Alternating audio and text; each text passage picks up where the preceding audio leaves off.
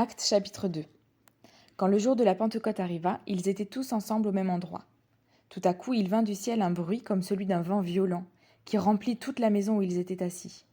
Des langues qui semblaient de feu leur apparurent, séparées les unes des autres, et elles se posèrent sur chacun d'eux. Ils furent tous remplis du Saint-Esprit, et se mirent à parler en d'autres langues, comme l'Esprit leur donnait de s'exprimer. Or, il y avait en séjour à Jérusalem des Juifs, hommes pieux venus de toutes les nations qui sont sous le ciel. À ce bruit, ils accoururent en foule, et ils furent stupéfaits parce que chacun les entendait parler dans sa propre langue. Ils étaient remplis d'étonnement et d'admiration, et ils se disaient : « Ces gens qui parlent, ne sont-ils pas tous galiléens ? Comment se fait-il donc que nous les entendions chacun dans notre propre langue, notre langue maternelle ? Parthes, Mèdes, Élamites, habitants de la Mésopotamie, de la Judée, de la Cappadoce, du Pont, de l'Asie, de la Phrygie, de la Pamphylie, de l'Égypte, du territoire de la Libye voisine de Cyrène et résidents venus de Rome, juifs de naissance ou par conversion, crétois et arabes, nous les entendons parler dans notre langue des merveilles de Dieu. Tous remplis d'étonnement et ne sachant que penser, ils se disaient les uns aux autres : « Qu'est-ce que cela veut dire ?» Mais d'autres se moquaient et disaient : « Ils sont pleins de vin doux. » Alors Pierre, debout avec les 11 apôtres, s'exprima d'une voix forte en ces termes : « Hommes de Judée, et vous tous qui séjournez à Jérusalem, comprenez ce qui se passe et prêtez l'oreille à mes paroles.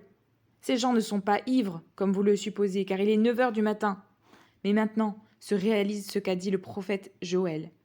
Dans les derniers jours, dit Dieu, je déverserai de mon esprit sur tout être humain.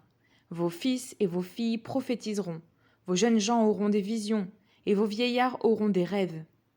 Oui, sur mes serviteurs et sur mes servantes, durant ces jours-là, je déverserai de mon esprit, et ils prophétiseront. Je ferai des prodiges en haut dans le ciel, et des signes miraculeux en bas sur la terre, du sang, du feu et une vapeur de fumée. Le soleil se changera en ténèbres et la lune en sang, avant l'arrivée du jour du Seigneur, de ce jour grand et glorieux. Alors toute personne qui fera appel au nom du Seigneur sera sauvée. Israélites, écoutez ces paroles. Dieu vous a désigné Jésus de Nazareth en accomplissant par lui, au milieu de vous, des miracles, des prodiges et des signes, comme vous le savez vous-même. Cet homme vous a été livré suivant le projet défini et la prescience de Dieu. Vous l'avez fait mourir sur une croix, par l'intermédiaire d'hommes impies. Mais Dieu a brisé les liens de la mort, il l'a ressuscité, parce qu'il n'était pas possible qu'elle le retienne. En effet, David dit à propos de lui : « Je voyais constamment le Seigneur devant moi, parce qu'il est à ma droite, afin que je ne sois pas ébranlé. C'est pourquoi mon cœur est dans la joie, et ma langue dans l'allégresse. Même mon corps reposera avec espérance.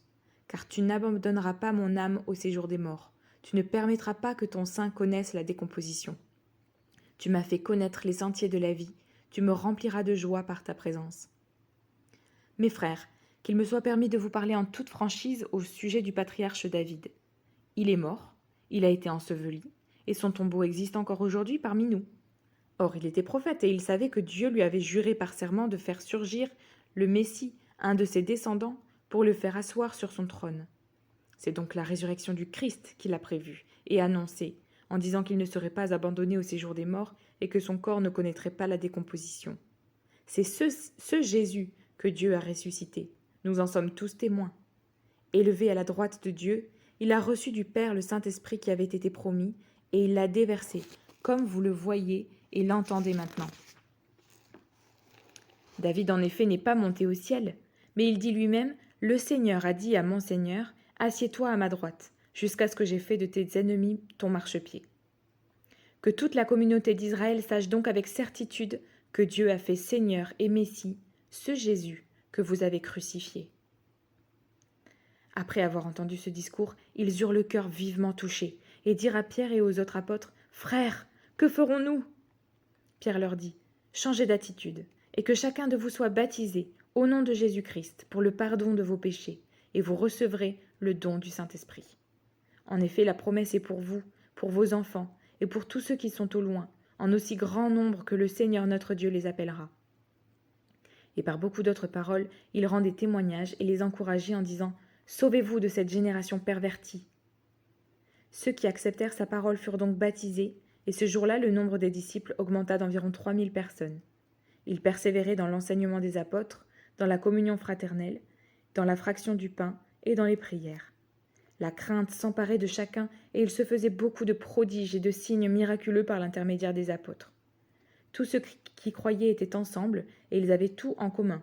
Ils vendaient leurs propriétés et leurs biens et ils en partageaient le produit entre tous en fonction des besoins. Chaque jour, avec persévérance, ils se retrouvaient d'un commun accord au temple.